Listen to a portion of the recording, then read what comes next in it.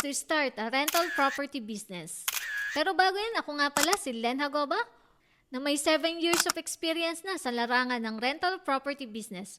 Owner and founder ng Len Transient House and Len Realty Corporation. Pero bago yan, may kwento muna ako sa inyo. 2007, nung nag-start akong magtrabaho sa Dubai, UAE, sa mga luxury perfume ang hawak ko. Yung mga international brand. Maganda naman yung naging unang taon ko doon. Kaya lang, after a year, nagkaroon ng problema. Na-aksidente kasi ako. So, nabalian ako ng paa. To the point na nasemento pa nga yung paa ko. At dahil doon, almost 2 weeks akong hindi nakapagtrabaho. Siyempre, ayaw ko mapauwi ng Pilipinas. Kaya naman, pinush ko talaga yung sarili ko na gumaling. Tsinaga kong i-exercise yung paa ko. Hanggang sa masanday ko nang mailakad yung paa ko at maging normal na uli. Kaya nung time na yon, pinangako ko talaga sa sarili ko na wala akong sasayangin na oras, panahon at pera. Lahat ng kikitain ko, i-invest ko talaga. Kaya nga noong 2014, una kong naipatayo ang real estate property ko. Then noong 2017, nasundan pa ito ng 2 units. At dahil tuloy-tuloy naman ang maganda kong trabaho sa ibang bansa, noong 2019, nadagdagan ko pa to ng another 2 units. Kaya naman total of 5 units na yung real estate property na naipatayo ko. Kaya naman, isi-share ko na sa inyo ang 2 ways to start a rental property business. Number 1, sublease. Maghanap ka lang ng marerentahan na property. Dapat yung magandang location.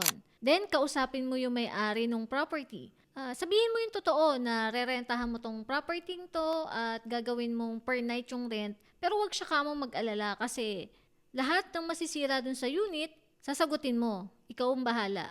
Maghanda ka lang ng kapital, pambili ng mga basic appliances at aircon, pati na rin mga furniture.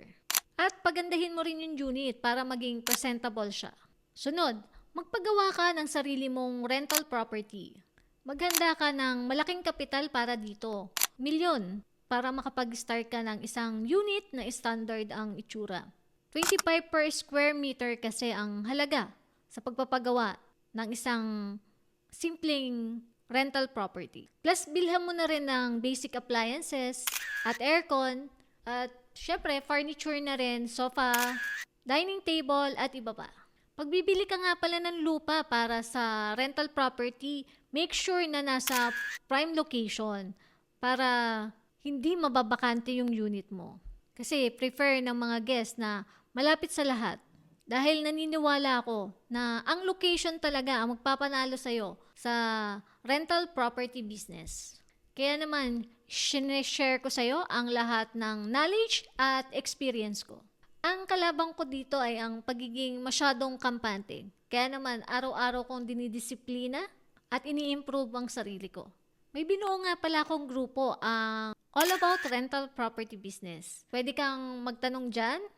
Dyan din ako nag-upload ng mga tips ko sa pagpapatakbo ng rental property business para maging updated ka. Alam kong challenging magsimula ng ganitong klaseng negosyo. Pero naniniwala ako dahil sa determinado ka, masisimulan mo rin yan. Kung nakaya ko, sigurado akong makakaya mo rin simulan ito. Siya nga pala yung Len Transient House located sa Lucena City. Baka bigla kang magawi dito. Follow ka na rin dito sa page ko, Len Hagoba Vlog, para updated ka sa mga tips na binibigay ko at sa mga bagong experience ko sa rental property business na kung saan makakapagbigay sa'yo ng mas malawak na kaalaman pa. Again, ako nga pala si Len Hagoba at naniniwala talaga ako sa kasabihang kapag determinado ka, sigurado akong magiging successful ka. Bye!